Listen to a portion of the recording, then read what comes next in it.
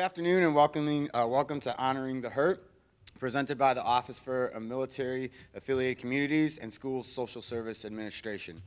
I am John Hojak, a U.S. Marine Corps veteran, Iraq War veteran, and first-year student in the School of Social Service Administration.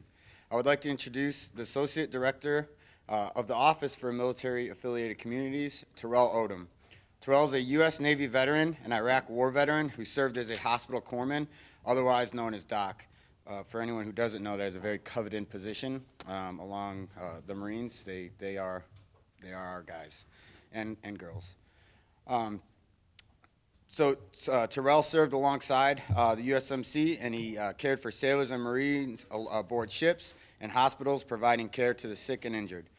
Terrell spent close to the past 15 years working in higher education, specifically working with military-affiliated students. He has published research regarding veterans in higher education and currently serves on the American Legion's Military Credentialing Roundtable as an ambassador for integrating military experience into the workforce and higher education. Please join me in welcoming Doc Odom from OMAC.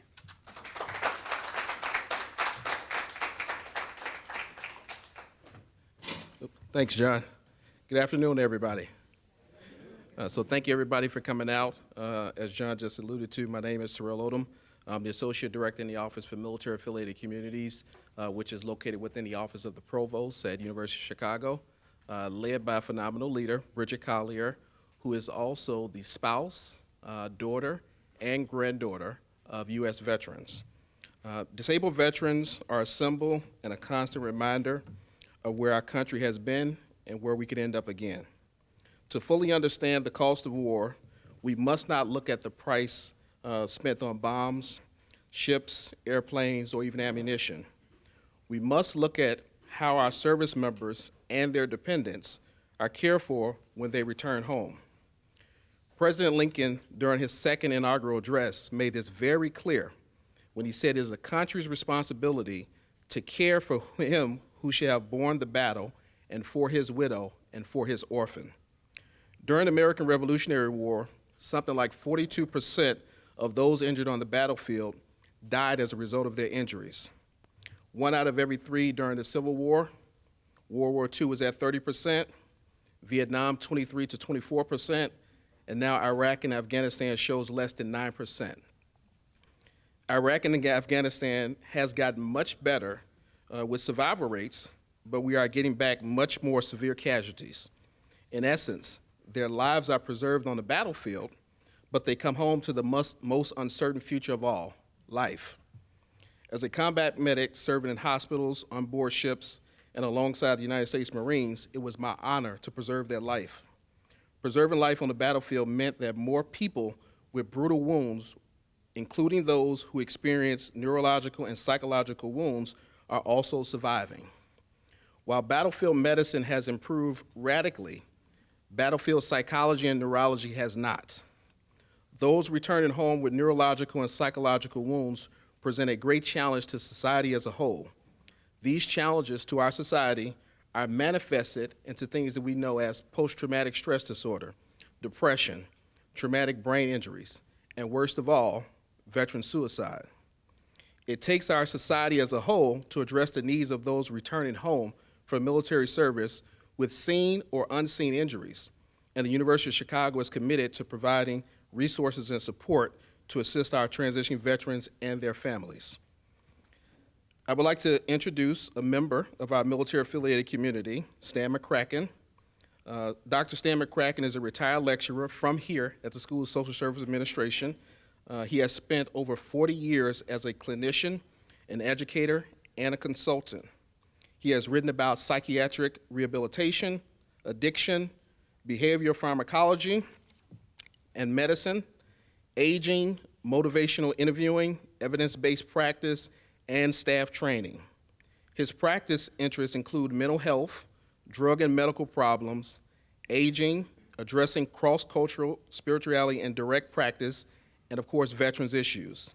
He served in the United States Army from 1969 through 1974 as a Vietnamese linguist and as a legal clerk. He has worked with a number of veterans programs, including the VA, Vet Centers, the Rush University Road Home Program, Urban Warriors and Lake County Veterans and Family Services Foundation. He is also a lay service leader for the Unitarian Universalist Military Ministry at Great Lakes Naval Training Center. Please join me in welcoming Dr. Stanley McCracken.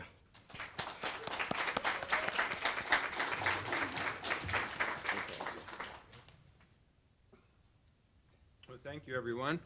I'd like to, first of all, the history of service-connected disabilities goes back to our earliest conflicts in our country. Now, for those of you who are familiar with the University of Chicago, I'm going to depart from tradition. We will not be going back to the ancient Greeks, the Medes and the Persian, or pre-dynastic China. We'll just go back to the Revolutionary War. The tipping point of understanding our, let's see. There we go. Very good. Tipping point of understanding the psychological wounds, though, happened during the Vietnam War. First of all, the American Revolution. Making sure that I'm getting what I'm seeing. Nope, one back. Okay. And by the way, I hasten to add, I did not actively participate in the American Revolution myself, contrary to popular opinion in some of my students. America earned its independence from England after establishing the original 13 colonies, and it came at a great cost at human and quality of life. It wasn't until 1918 that Congress voted to give surviving veterans a pension. This is over 30 years after the war for Congress to identify that our veterans were deserving of a pension. In the Civil War, and by the way, one of the things you should note, the data on the number of wounded comes from the Union soldiers, not from the Confederacy. So this is the data here come from a single source. It was during the Civil War that soldier's heart was introduced to the medical lexicon. This is a name for the psychological and physiological sequelae of combat stress and fatigue.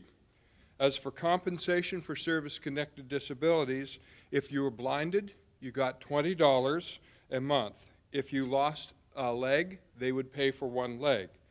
After the Civil War, the creation of homes for veterans were introduced. Many believed that veterans who lived in those homes for long periods of time were a drain on public funds. World War II, medical professionals started noticing that the men returning from the front who were traumatized but had no evident visible physical injury. It was believed that the concussive effects of exploding artillery shells altered neuronal connections, hence the term shell-shocked.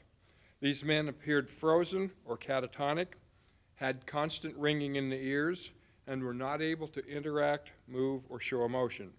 Progressives saw the earlier enacted pensions as a problem to be fixed and wanted to get rid of the public being able to see the battle scars of war. There were actual ordinances that fined people who had visible disfigurements. Veterans received a pin to wear so that they were not fined for their appearance. It was at this time that prosthetics were first introduced to wounded veterans. World War II, a research study conducted around this time showed that after 60 days of combat, 98% of troops were going to break down from combat stress and fatigue.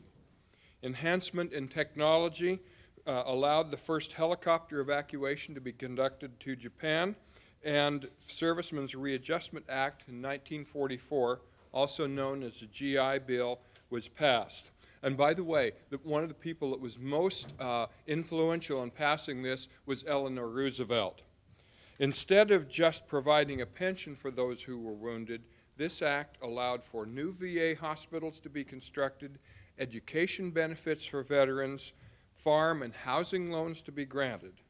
Over one-half of World War II veterans received funds from at least one section of this new bill, thus forming the core of the rising middle class. The Korean War, once dubbed the Forgotten War, many Americans started to show disinterest and impatience with the country's wars. The Korean conflict GI Bill, created in 1952, was quickly dissolved in 1966. Then there was Vietnam. Now, the dates shown here, 1954 to 1975, actually, the United States did not officially enter this war until 1965, and we had ended our involvement officially in 1973. It wasn't until after the Vietnam War that collaboration from the fields of psychology, psychiatry, mental health, the public, and media covered the silent wounds of war and the impact of stressful war zone experience. Post-traumatic stress disorder, depression, and alcohol and other drug abuse. During this conflict, the media broadcast some of the most graphic journalism ever shot, and certainly the most graphic ever viewed or shown during a war, thus leading Vietnam to be dubbed the living room war. America was seeing exactly what veterans experienced, and it brought about much resentment toward the war. The Vietnam War has been called the tipping point on understanding psychological trauma. When a person or group of persons exposed to a traumatic event develop persistent symptoms of distressing and intrusive thoughts, images and flashbacks, and nightmares, avoiding situations and stimuli that remind them about the traumatic event, in addition to being hyper alert, easily startled, on guard, having difficulty sleeping, problems concentrating, and excessive risk-taking or impulsiveness.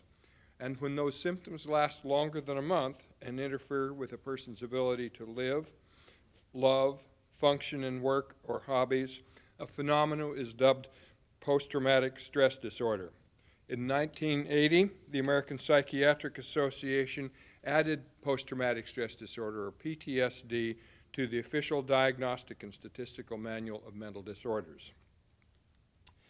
Afghanistan and Iraq, these are the longest conflict the U.S. has ever been involved with. It's consistently bringing home veterans who have experienced physical and emotional trauma during their time in service.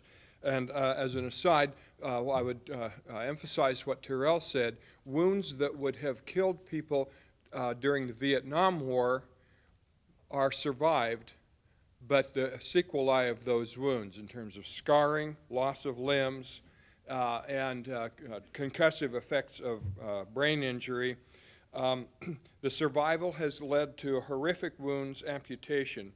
Many servicemen service members, because it includes both men and women, have been deployed into harm's way multiple times.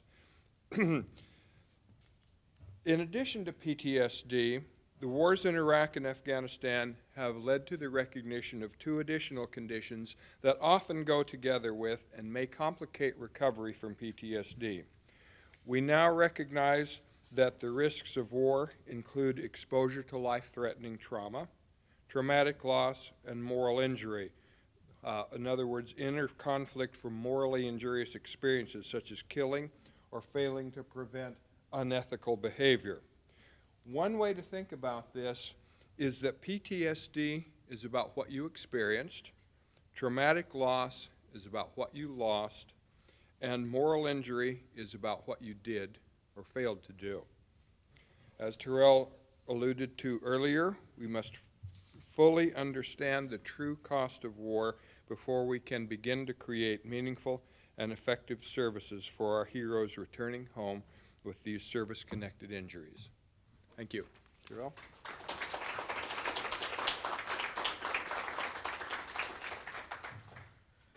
Thank you, Dr. McCracken, for giving us a detail-oriented progression of service-connected injuries. Stories of veterans are plentiful, but I would like to share one that is rooted in the University of Chicago School of Social Service Administration here. And instead of me trying to give you this person's background, I'm going to allow them to introduce themselves, but it's going to be in past tense.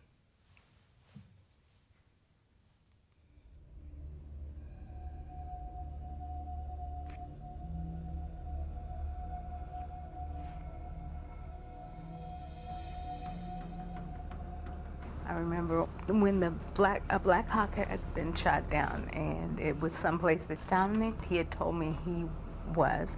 And so I had commented to my husband that I was concerned that I hadn't heard from him.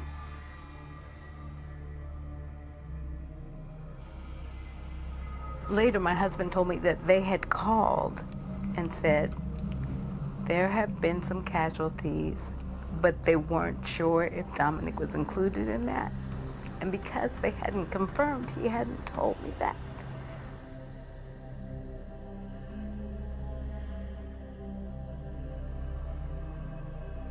Later that afternoon, he had called me and I was talking to him and I said, wow, Dominic, you know, a helicopter was shot down right, well, you know, wherever he was. And he said to me, yeah, Mom, they were coming to get me. And it was his battle buddy and he was supposed to have been in that seat.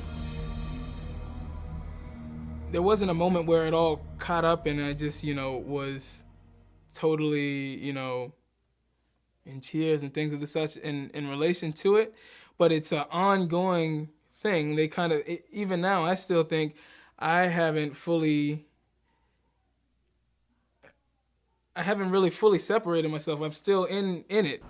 When he came back, it's not that he was cold, but he was removed from feeling. I didn't function in the same manner. It was just different. I was different. And then, you know, my girlfriend told me the same thing. And to me, you know, I was the same. I'm perfectly fine. And if anything, I'm better than before because I have this experience that makes me, you know, untouchable. I'm a superhero.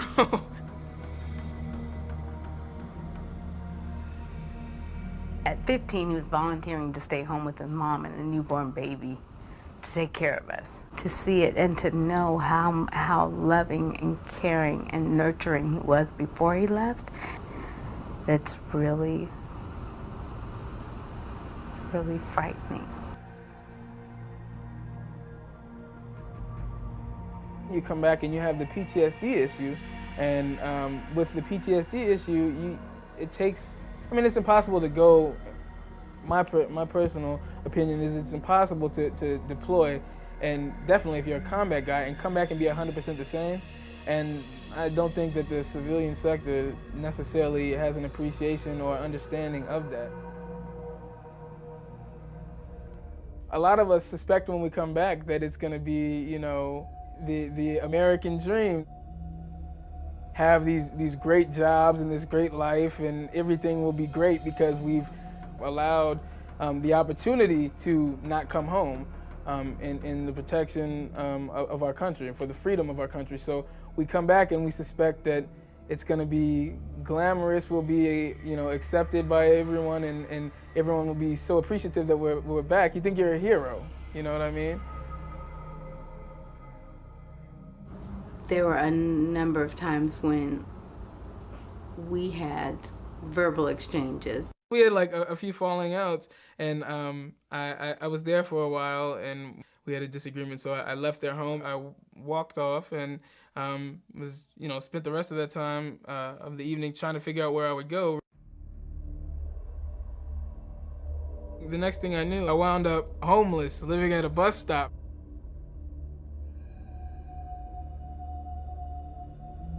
The first night I slept at the bus stop, I didn't intend to sleep at a bus stop, obviously. I'd go there maybe at 1 o'clock in the morning, hang around, walk around the streets until 1 o'clock in the morning. I would sleep there until about 4:30 a.m., 5 a.m., and get back up before everyone else is coming to work so no one would see that I was at the bus stop. One of the many character traits you develop in the military is the pride thing. As many friends as you believe you had, they, I guess, aren't willing to necessarily go that extra step. I really had nowhere to go. So Dr. Dominic Tatum is an Army, Operation Iraqi Freedom and Operation Enduring Freedom combat veteran who enlisted in the Army on September 11, 2001. He has worked in the area of military and veterans family reintegration for the past 13 years in his roles with the Department of Veterans Affairs, as well as several veteran service organizations tasked with assisting veterans in transition from service. Dominique holds a doctorate in leadership from Governor State University, a master's in clinical social work and business from the University of Chicago, public administration and public affairs from Indiana University, Bloomington, as well as a bachelor's in psychology from George Mason University. He is expected to complete a doctoral degree in psychology next year from the University of Rockies. As a lifetime learner, he continues to expand and build his knowledge to find holistic and innovative ways to support veterans in transition. Please join me in welcoming Dr. Dominique Tatum.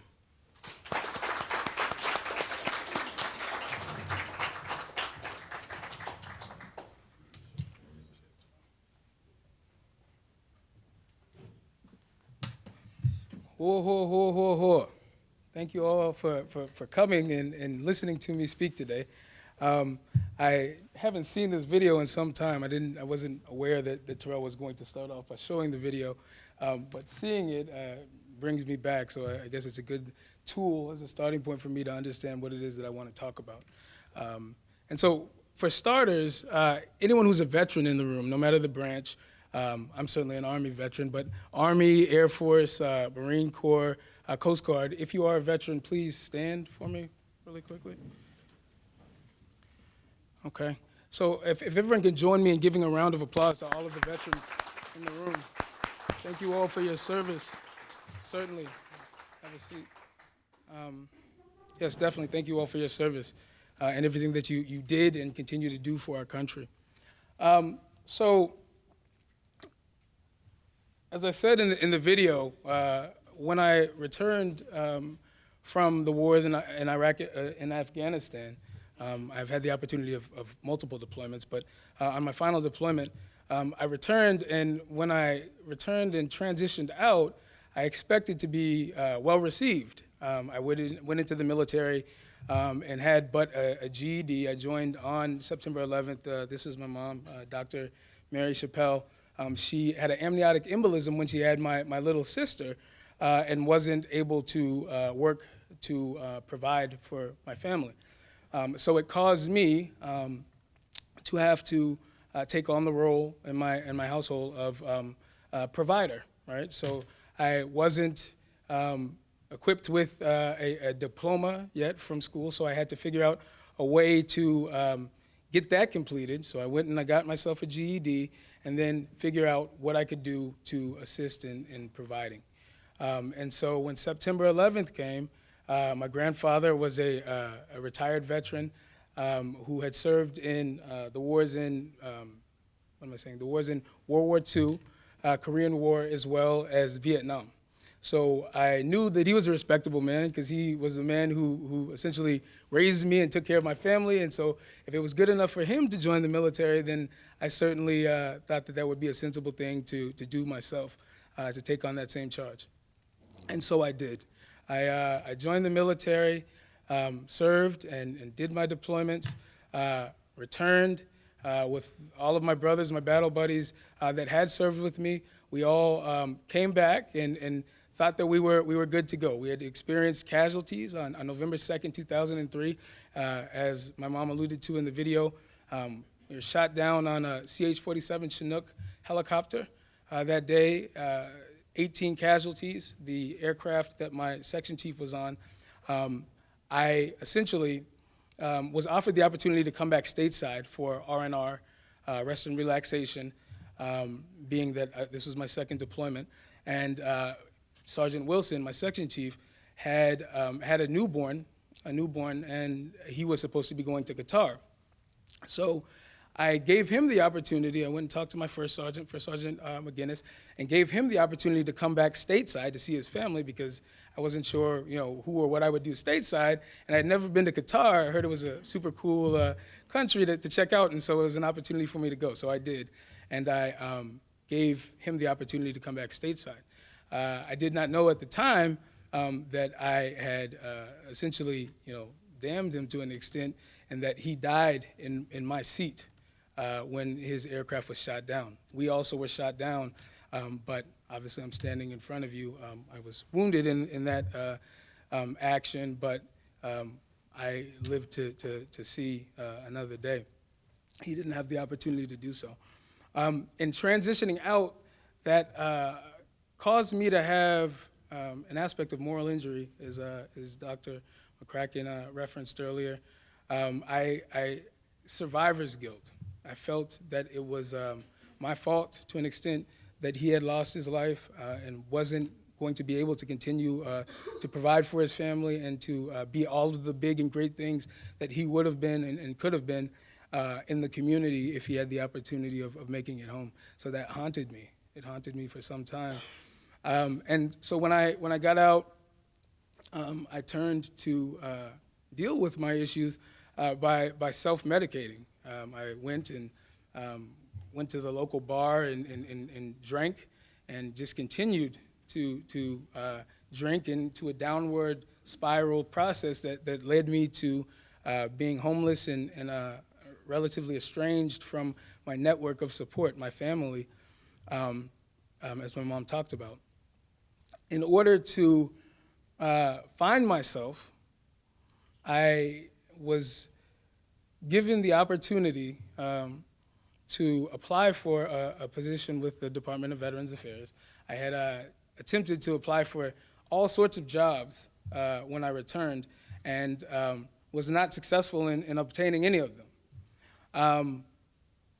When I applied for VA per the direction of a lady by the name of Alice Ford, I didn't expect to have the opportunity of success, in that I hadn't succeeded in my prior attempts or in anything else really in life other than having served. And even with that, like I said, I was haunted by my experience to an extent, and so I kind of sort of felt like I was a failure in that regard as well, though I knew that I had done my best. It felt that my best hadn't been good enough. So getting on with the Department of Veterans Affairs, a brand new position that they had created, Global War on Terrorism Outreach Specialist position, they decided to give me a shot to do this. And so I immediately, when they called me and told me I could have the opportunity of this, I took that opportunity and said, yeah, definitely, I want to do this, because this is an opportunity to outreach and engage to veterans like me, and to be all of the things that my battle buddies could not be or would not be because their lives were lost. And so I felt a debt to my brothers in arms, and wanted to serve them and make sure that they had the opportunity of stability, or to the best that I could offer, and support them in finding that. So got on with the Department of Veterans Affairs, and then when I got there, I found that in order to be successful there, you had to have education. So simply being a veteran is what allowed me my initial opportunity, but in order to truly serve, I would need to go on and get additional understanding, knowledge, skills, and ability to be what these veterans required, what my colleagues and battle buddies required to find or achieve a point of success.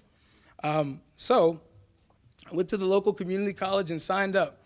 I had only made it to the 10th grade at that point, so I wasn't sure how I would go on and handle the rigors of college, but I knew that I had to do my best to make sure that I did all I could to become all that was necessary to support these guys. And so I went in and did that. I went and got into the community college system. It was very difficult for me initially. I was up late nights trying to figure out how I could get my grades effective enough to get in and get through this process. And so I spent a lot of long nights doing this. It was helpful that I had nightmares about my experiences and didn't want to go to sleep, because it meant that I was up through these late nights and could use this then as a tool. And I did. So my post-traumatic stress was also the root of my post-traumatic growth, right? So I effectively got through the degree there and transitioned to George Mason University and obtained my bachelor's degree there in psychology. I thought that was enough. I thought, psychology would be enough for me, and that bachelor's level degree would be enough for me, and then I found it would not. So I went to my staff, my colleagues at the Vet Center and said, well, what more can I do? How can I grow? What direction should I go to assist me in serving these folks? What can I do? And they said, well, at the Vet Center, we do mental health counseling, so being a social worker would be ideal.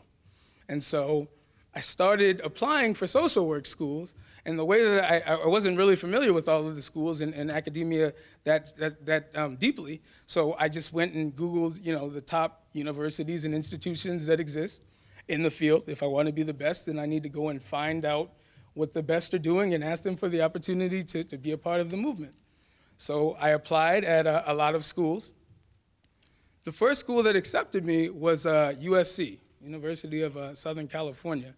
Outstanding school. They were the #9 school in the country that year, back in 2010, where social work was concerned. And I was super excited, to go to California, the beach and all the beautiful women and all of the fun, everything that is there. There's a lot of veterans there that are stand-up folks that I know and that I served with and so forth. And I was ready to go. I accepted there, and I was on my way. One of the other schools that I had applied at was this school, Social Service Administration, the University of Chicago, SSA. Obviously, you're all familiar with it in that we're sitting in this facility. So SSA was certainly a higher ranked school, much more prestigious university and institution than was USC. But my interest wasn't coming to Chicago. It didn't sound as glamorous and as colorful an opportunity. So one of my mentors at the time, Dr. Stephen Rose, I had gone and went and gotten a substance abuse and rehabilitative counseling license. Was supposed to be leaving to go to USC 2 weeks in 2 weeks to California, and saw him when I was leaving from my graduation, and he said, "Well, Dominic, where are you going?" I said, "I'm going to California. I'm looking forward to it. All the fun in the sun." He said, "Well, didn't you apply at the University of Chicago?" And I said, "Yeah, I did, and they offered me acceptance, but the beach and all the good stuff." So so he said to me, he said, "Dominic, wow, you're such a sharp guy, and I appreciate your service and everything that you've done.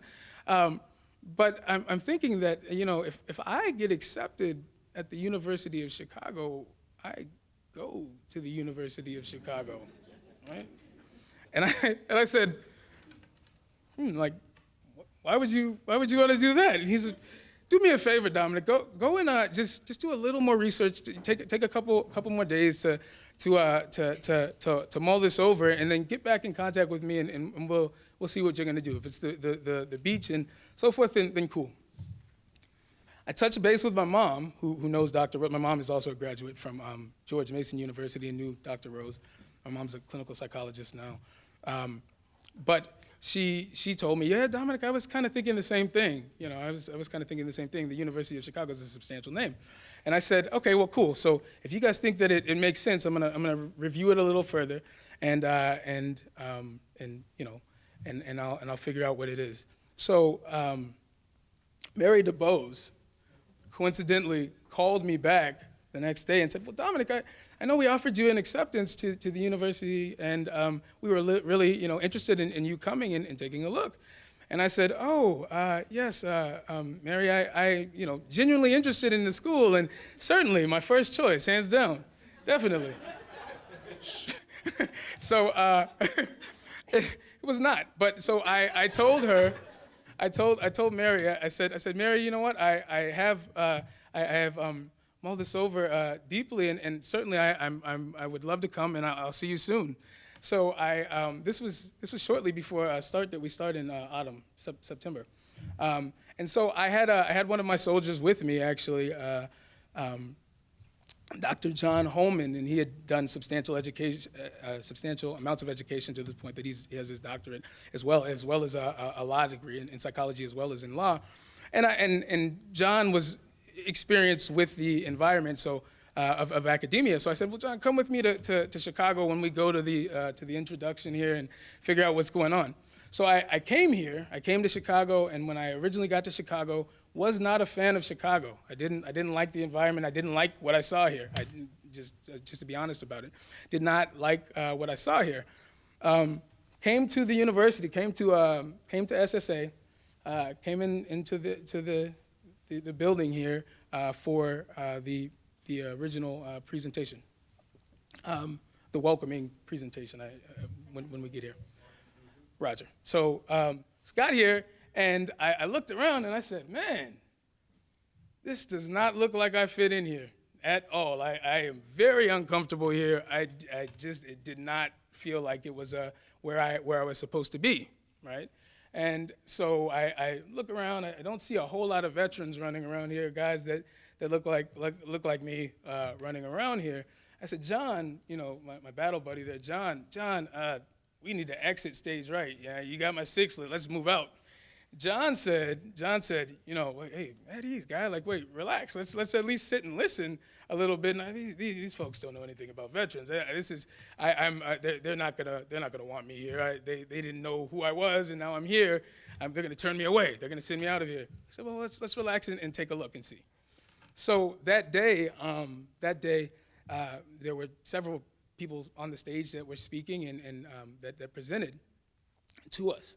One of the people that presented that day was my esteemed colleague, mentor, and friend. One of the primary reasons that I'm standing in front of you today is Dr. Stan McCracken that was speaking that day. And when Stan spoke, the level of confidence that he exuded, his command over the knowledge base, and he conveyed that he was a veteran himself, was enough to make me listen and open my eyes more widely to the opportunity of staying.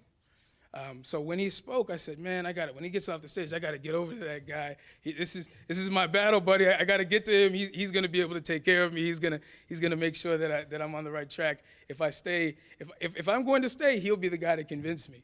And lucky for me, I did just that. And Stan was able to trick me into staying here.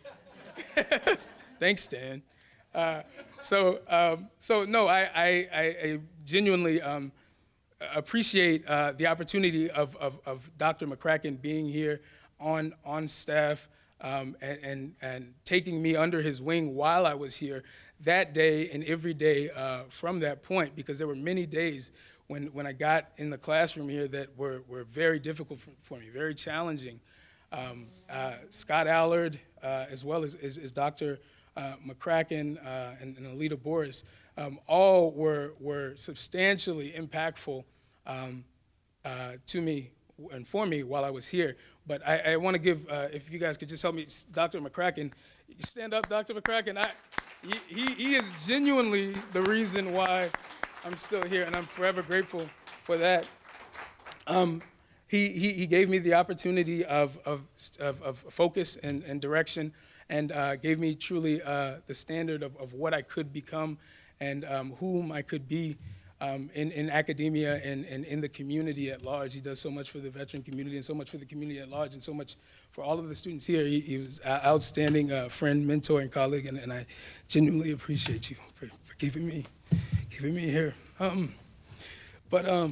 So I stayed and I remained. He also was the one who encouraged me to go on and continue on to grow in myself and offered me the opportunity to serve and continue to serve by encouraging me to go and get my doctoral degree. That was a substantial process, a substantially difficult process. He wrote 1,000 letters for me to 1,000 institutions, and blessedly so, I got accepted at, again, a lot of the institutions that I applied at, to include Harvard and some of the other institutions that I applied at. But went to Governor State here first, and decided, I also went to Harvard, but I went for a graduate program in sustainability, a master's program. But went and got the leadership program here and had the opportunity of being the first graduate from the university, from Governor State University's leadership program. So I was the first of graduates in the program at large, and so therefore then a cornerstone. I carried the champion flag of the University of Chicago into that university and institution, and I had a pleasure doing so. And Since then, I've had the opportunity of continued service, and I work now. I'm on the board of directors for Chicago Veterans, which is the largest military nonprofit in the Midwest. We do the Ruck March, the mental health and suicide prevention and awareness Ruck March, 22-mile Ruck March on the on Lakeshore Drive that all of you are welcome to attend and join. The next one is Memorial Day weekend, May 23rd. And we do this to bring awareness to our field at large, mental health, and to get additional resourcing and support for all of the deserving military veterans and families that are out there.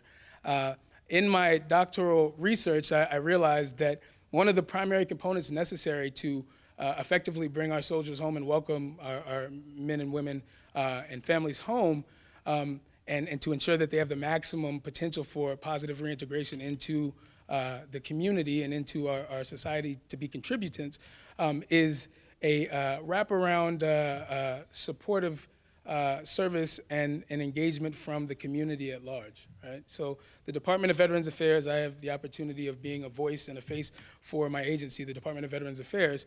And I know the benefit of the Department of Veterans Affairs personally as well as professionally. But I know even more closely the benefit of having community partners and organizations that are out there to offer service and support in all of the broken areas or segments and gaps within our ability to serve at the Department of Veterans Affairs. And so that those chairs in those organizations are filled by all of you, all of us.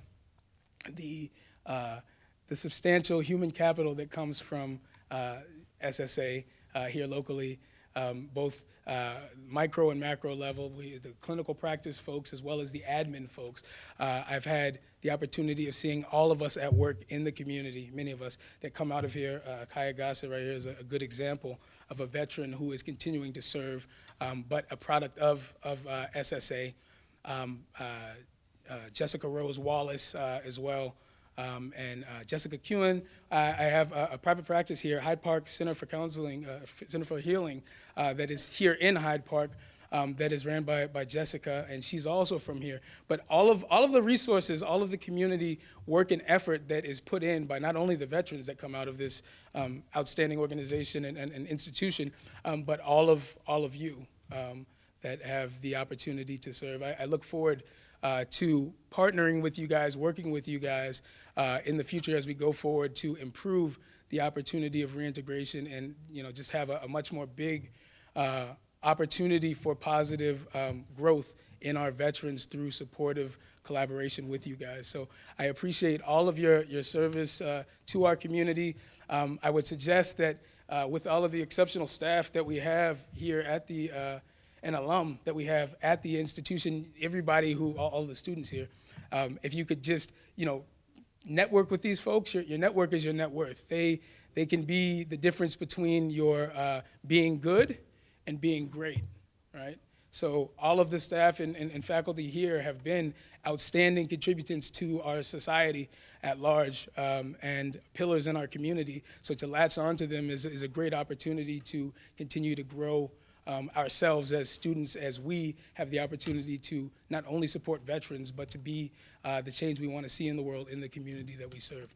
So again, for all of the veterans that are out here, and Dr. Odom, thank you so much for all you're doing. We have worked together for veterans and will continue to work together and grow.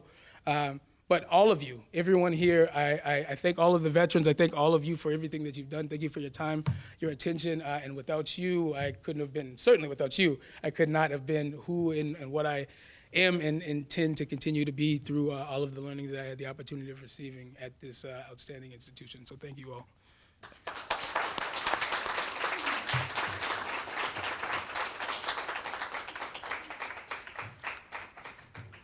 So I want to thank Dr. Tatum. For those of us not really familiar with veterans, it takes a lot for a veteran to be able to stand up and give testimony about their experiences, especially in a setting where it's not all military veterans. Those who share experiences have a better opportunity to exhibit those with each other. So thank you again, Dr. Tatum, for sharing those experiences with us. When I first came to the University of Chicago family, I was introduced to several people throughout the campus who share my passion for assisting the military-affiliated community. So when we think about the entire military-affiliated community, it's not just the veterans or the service members themselves, but their families. So our next speaker, who is the daughter of a U.S. Air Force veteran, a retired lieutenant colonel, she's a staff psychiatrist at the University of Chicago's Health and Counseling Services, and one of my favorite people on campus to talk to. I tell this all the time. Dr. Erin Hurst.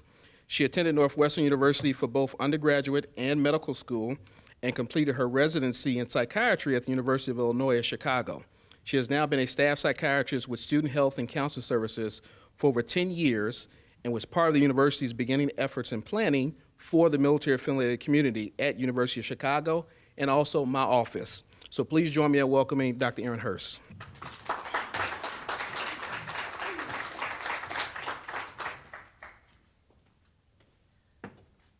Okay, let me see if I can get this back going. So I wanted to also thank Dr. Tatum from the bottom of my heart, and he's a tough act to follow, but I will do my best. So while there are several ways that a service member can acquire an illness or an injury from the military, I'm going to specifically focus on two. And I know this is small, and I also know that Stan touched on this earlier, but post-traumatic stress disorder is defined by the Diagnostic and Statistical Manual of Mental Disorders as a trauma and stressor-related disorder that can occur following the experience or witnessing of a traumatic event.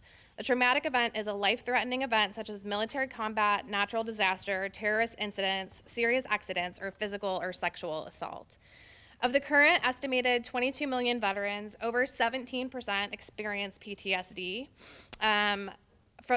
Of those, 67% are from the Army, 9% Air Force, 11% Navy, and 13% Marines. And we also know that of the veterans diagnosed with PTSD, 50% don't seek any type of treatment. And the second that I'll also speak about is traumatic brain injury, is the disruption in normal function of the brain that can be caused by a bump, blow, or jolt to the head or a penetration of the head. And of those 22 million veterans, over 19% incur a TBI at some point in their service. I'm not going to focus as much on depression, but we also know from the same statistics that 20% of veterans show signs of depression. So first, post-traumatic stress disorder has a lot to do with the fear response in our brain, but every lobe of the brain can be affected. Again, PTSD is a mental condition that's triggered by either witnessing or experiencing a terrifying event. Our natural instincts in these sorts of situations is to retreat from danger, but service members under operant conditions are taught to go toward the danger. And this is part of how there's such a high risk of PTSD.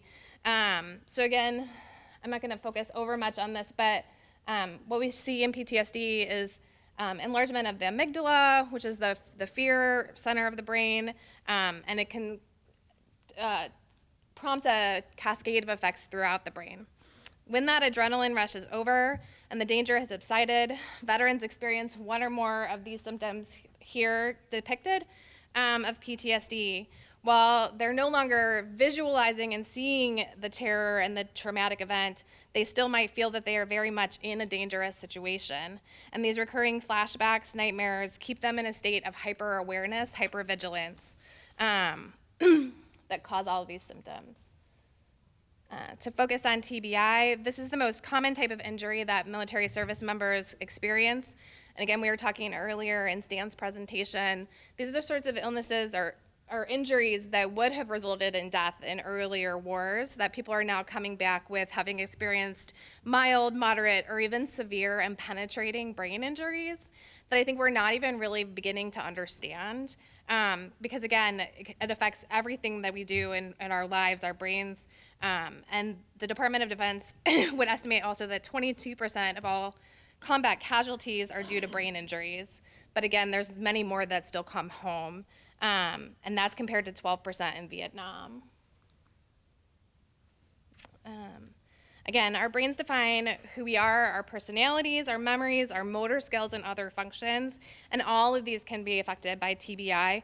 Often in a TBI, the veteran doesn't have any knowledge that an injury has occurred, or the patient, and that can also add to the trauma for themselves, for their families, and their impact on their functioning and their lives and employment. And again, as Stan mentioned earlier, we've used these terms, and again, they've evolved over time, but there is some sense that shell shock and soldier's heart might also have been earlier euphemisms for what we now understand to be traumatic brain injury. And there's also, to be clear, again, I'm focusing on PTSD and TBI, but depression is quite common as well, and these things are not necessarily occurring separately. They're not mutually exclusive. So in some cases, veterans might experience more than one diagnosis. And this top left here, this is a normal brain. This is brain function with PTSD. This could be a traumatic brain injury, and then this is a combination of the two. And again, not uncommon. And again, all of this impacts how one might return to life and function and employment outside of military service. So coming back from war, we like to think of this as this lovely evolutionary process that one comes back from military service and it's seamless. But our service members are trained to operate in the most heightened of situations within a heavily structured framework. And so when they're released from military service, it's not always that easy to translate those skills into the civilian sector. And this second picture is probably a lot more accurate in terms of how most veterans feel, that they might present as very corporate on the outside, but feel themselves to still be veterans. And it's oftentimes hard to let go of what is no longer fitting from their military background, to be in a place where there's less structure and it's not such high stakes. And again, this hypervigilance of PTSD, reoccurring thoughts, or depression can all impact this as well, and lead to people being sort of stuck in transition. And the impact on the families, this is what we see on the news, right? This lovely homecoming picture. And we don't have any way of knowing how that veteran is really feeling on the inside. And these studies that have been conducted, they would show that 48% experience strains in family life, 47% have anger outbursts, 32% state they don't care about anything. Some can find themselves struggling to show emotions with their loved ones, losing interest in things they enjoy, avoiding things in society, and again, memory loss as a result of TBI, which can all put strain on family life. And as I'm saying all this, I realize how sad I'm leaving this presentation. But again, as Stan concluded with, I think we need to understand all of this, and that our understanding needs to evolve so we can help with these transitions and families. Thank you.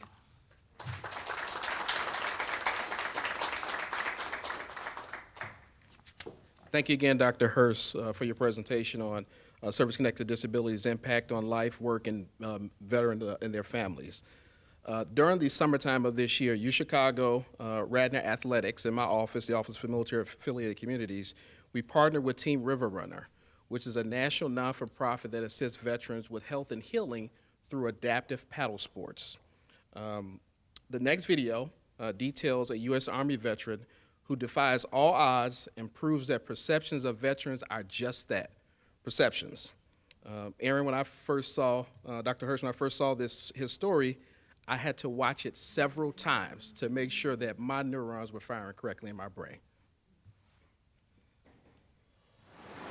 It's an indescribable feeling for me. It's something that I never thought I would be able to do. Line kayaking is kind of neat and it's kind of scary at the same time.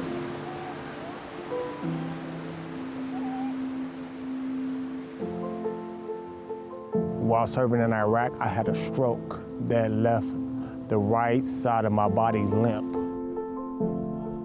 I had my eyesight taken away from me in 2006. When I lost my leg, I didn't want to do anything. I felt like those four walls in my house was just closing in on me. You know, I got the prosthetic on, and I was introduced to Team River Runner, and you know, they was like, okay, well, you know what, we're gonna get you out your house, we're gonna get you on a kayak, and you know, Joe Mordini says, butts and boats, you know, and I thought that was kind of hilarious. As you progress, it's a great feeling because it got me out of the dark spot. With Team River Runner, they give you an outlet, you know, it's one of those, if you wanna do it, let's do it. You know, I'm gonna show you how to do it, I'm gonna build you, I'm gonna push you a little bit. They seen something in me that I didn't see. Most people say, oh, well, you're handicapped. You know, I look at it as I'm handy-capable. When you say cap, there's a limit. You know, when you say capable, you don't have a limit. You know, when you're doing your thing, you're not worried about what others are thinking about because you're more focused on what you're doing. And on that note, that's kayaking to me.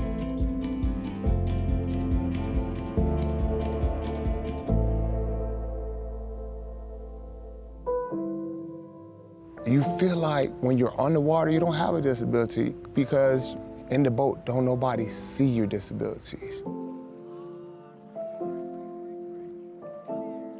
Everything that you were thinking about, that was troubling you, that had you worried, it's all on shore.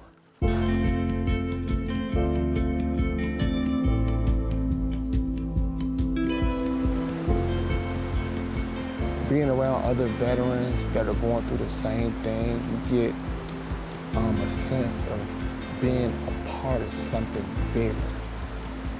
It's an enjoying feeling knowing that you're not alone. I think that's what Team River Runner does.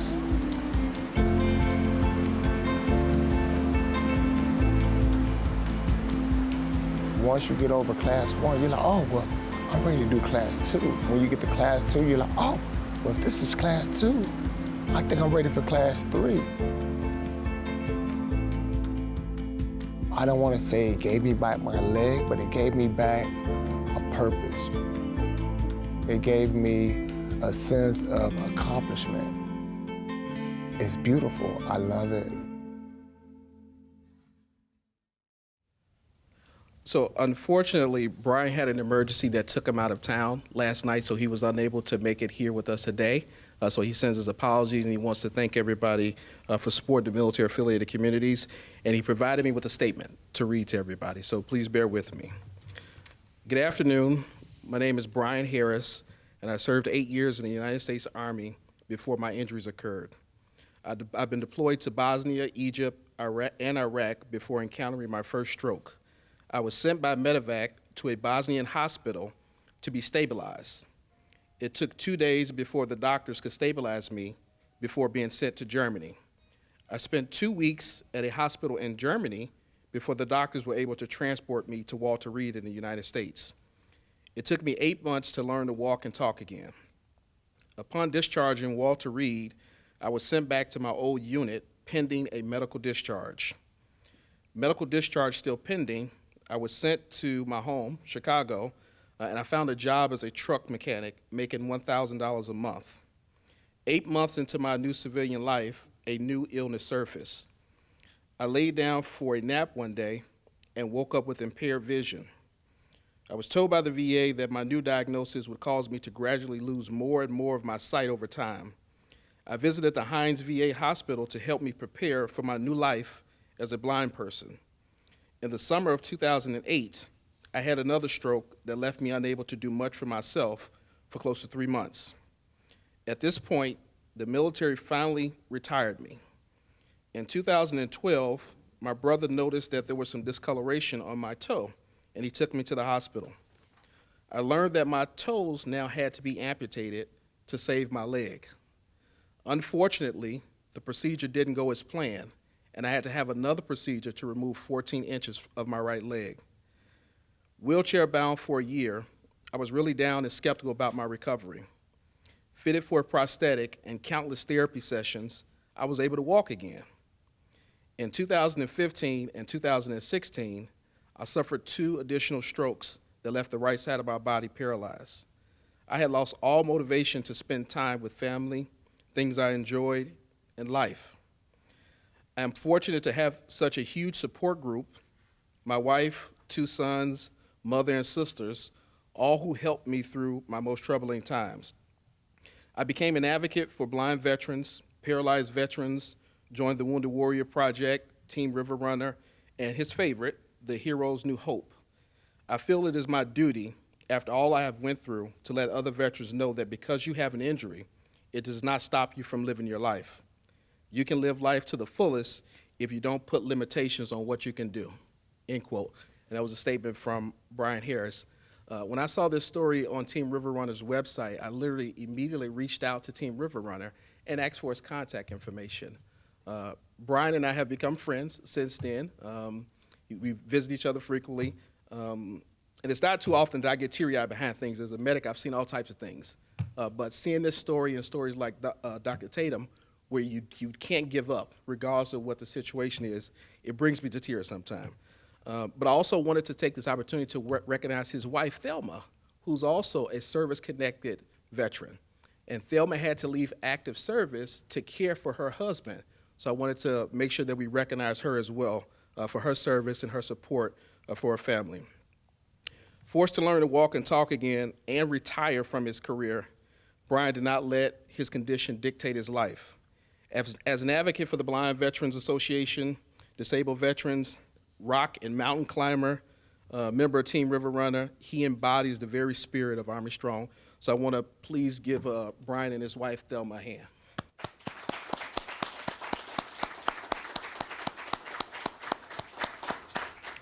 And to failed to mention, Brian actually just became certified as a kayaking instructor last month, where he now teaches other people how to kayak. And so UChicago Radnor Athletics and Office for Military Affiliated Communities hosts Team River Runner here at our Radnor pool, where they practice skills on kayaking, et cetera, on Sunday. So you can reach out to my office if you would like to get involved.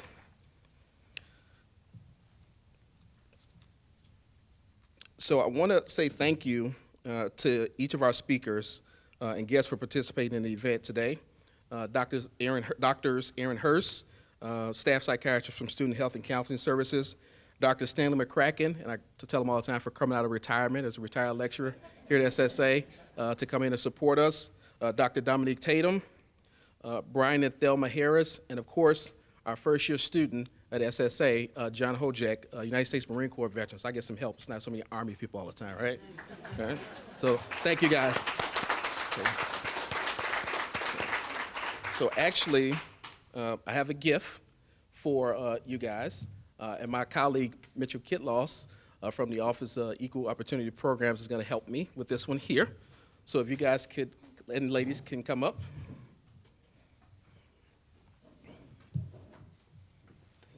Thank you, Mitchell.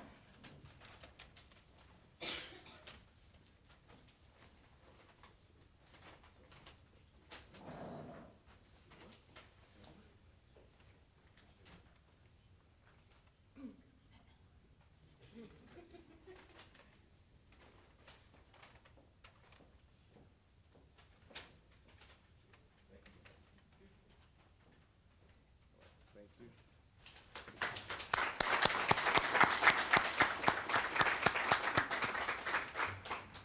And now I'm going to bring back up our first year student, John Hojek, so that he can go ahead and give our closing remarks. Thank you, guys.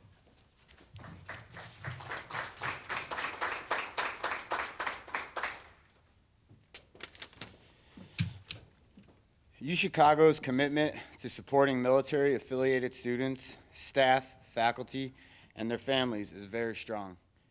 The creation of the Office for Military-Affiliated Communities was the first step to many to ensure that military-affiliated community is holistically supported on campus. Divisions such as SSA, Student Health and Counseling Services have been doing great work with the military-affiliated community, and they continue to bridge the gap and provide the much-needed support and access for military-affiliated students. I chose UChicago for my studies because of its reputation, academic values, diversity, and inclusive values.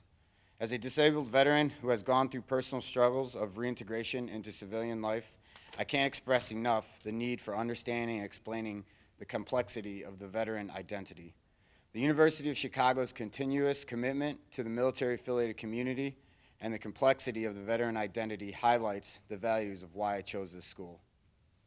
As members of the military, we have so much pride while wearing the uniform and carry that pride, if not more, when it is our time to hang it up. To then feel marginalized by our physical or mental limitations leaves us in a state of unstable transition. We want what Tatum and Harris wanted, what every other functioning member of society wants, a hand up and not a handout. Thank you again to SSA and OMAC, Dr. Stanley McCracken, Dr. Aaron Hurst, Dr. Dominique Tatum, and Brian and his wife, Thelma, Team River Runner, veterans and their families, and all the brave men and women who in uniform continue to serve our freedoms, secure our freedoms. Thank you and have a wonderful afternoon.